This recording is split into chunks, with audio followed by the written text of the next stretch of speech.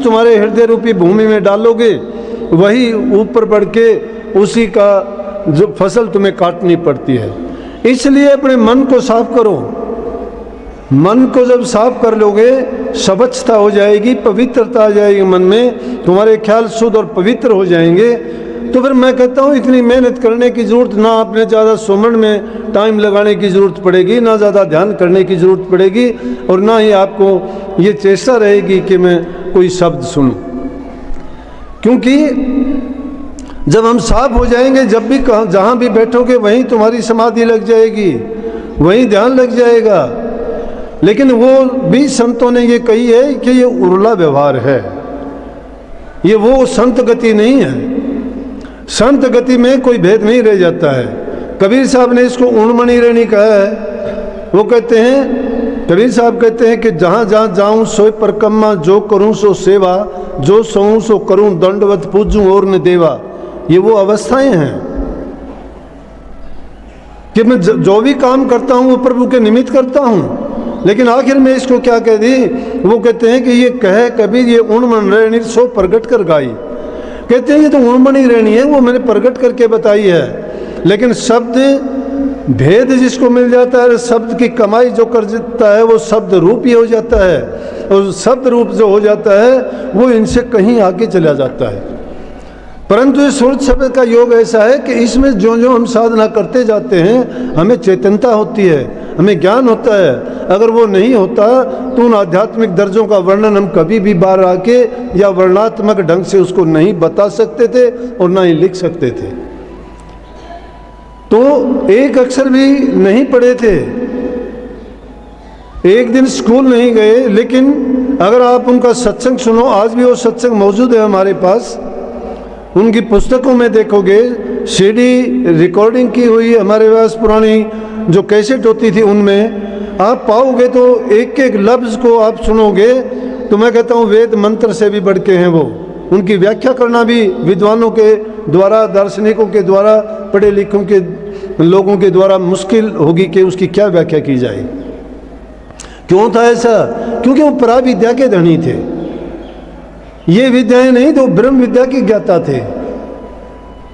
ये और ज्ञान सब है, ये ज्ञानी हैं। ब्रह्म ज्ञान से ज्ञान होता है। ये तो चंद बातें कोई भी सीख सकता है। ये तो जानवरों पक्षियों को भी सिखा सकते हो, वो भी बोल सकते हैं। कुछ दिन के अभ्यास के बाद में बोल देंगे वो। लेकिन उनकी जो थी कहाँ से सीखी उन्होंने? अब किताबों से संत थोड़े बनते हैं। किताबों की चार बात याद करके हम ये कह देना चाहते हैं कि मैं विद्वान हूँ, मैं संत हूँ, मैं महात्मा हूँ। कहाँ के संत हैं? क्या महात्मा है? करनी के बिना कोई संत हुआ है? सेवा के बिना कोई संत हुआ है?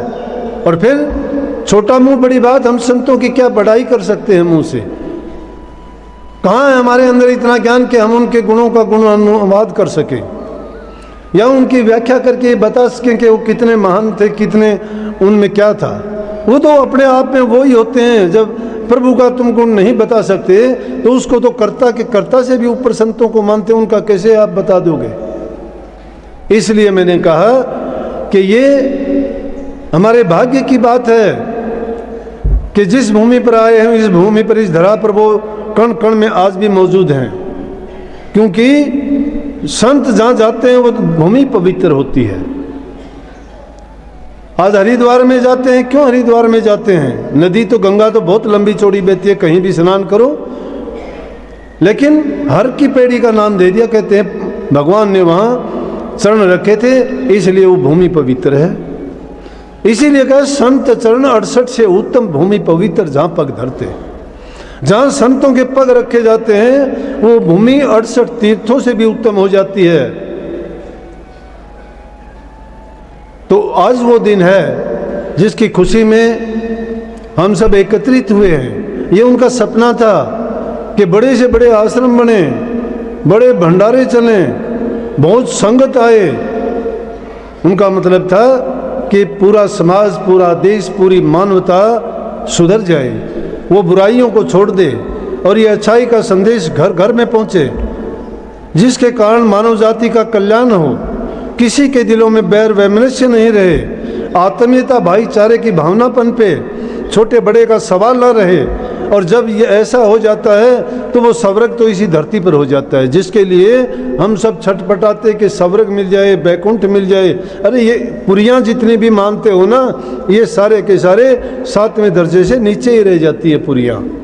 ये ज़्यादा लंबी चौड़ी बात नहीं है, अभ्यासियों के लिए बताता हूँ। अगर अभ्यास करते हो, जिस पुरी में जाना चाहते हो, पुरियाँ तो हमारी जहाँ अलीफ बे पे शुरू होती है, जहाँ से हम ध्यान धरना शुरू करते हैं उससे नीचे है सारी की सारी। इसलिए सूरत शब्द का भेद जो इतना ऊंचे दर्जे का ज्ञान था और वो इतनी सहज भाव से हमें जो मिल गया, हमें क्या करना पड़ा? हमें तो 2, 4, 10, 20, 100 कोस चलना मुश्किल है, लेकिन इसके लिए जिन्होंने कितने कष्ट सहे, कितने लोगों के विरोध सहे, कितने दिलों में दर्द हुए होंगे, लेकिन ये बात कोई नई नहीं है, इसके लिए हमें दुख भी नहीं है। संतों ने दिखावे के लिए करना होता है। उन्होंने कब कहा कि इन दुखों से मुझे बचाओ? किसी के सामने उन्होंने फरियाद की? परमात्मा के सामने भी नहीं की। उन्होंने कभी शिकवा भी नहीं किया कि मैं तेरा नाम जपता हूँ। कभी एहसान नहीं है वो कि मैं तेरा नाम जपता हूँ, तेरी भक्ति करता हूँ, फिर लोग मुझे क्यों परेशान करते हैं? नहीं, वो हंसते हैं उस पर। बल्कि बुल्ले शाह ने तो प्रकट करके बता भी दिया।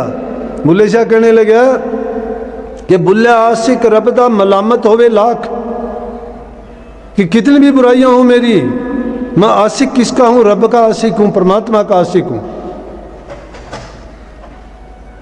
बुल्ला आशिक रबदा मलामत होवे लाख, दुनिया काफिर काफिर आखती तू आहो आहो भाग, कि दुनिया तुझे काफिर कहती है, तू हाँ भर के हाँ मैं काफिर हूं। संतों ने वही तो किया, सबने उनको जो कहा वही कर दिया। पीपा साहब को बोले परमात्मा समुद्र में मिलेगा, छलांग लगा दी। लोग हंसते हैं कि मर गया, डूब गया, मूर्ख है, इसको पता नहीं है कहाँ परमात्मा मिलेगा। वो पीपा जल में कूद गया जिन किन्नी बहुत डिठाई, वो हे नर पाड़ा जीत गे तन मन की बाजी लाई, जिन करी तपस्या घोर है जो होया आश्रय हर के, लागी का मार्ग और है लगी चोट कड़ी जय करके।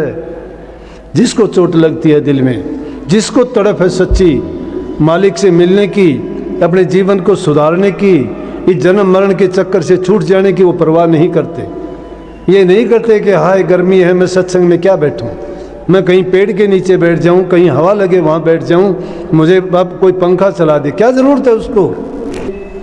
संत कभी उन चीज़ों से घबराते नहीं हैं। आती हैं परीक्षाएं होती हैं, वो कहते हैं कि करो, देखो कि जब तक किसी चीज़ को निरखा नहीं जाता, परखा नहीं जाता, तब तक उसका असलियत का पता नहीं लगता है। फिर संतों को संसार के काम करने पड़ते हैं, उनको अपने धैर्य की, ज्ञान की, स्थिरता की, सहनशीलता की, हर प्रकार की परीक्षा देनी पड़ती है।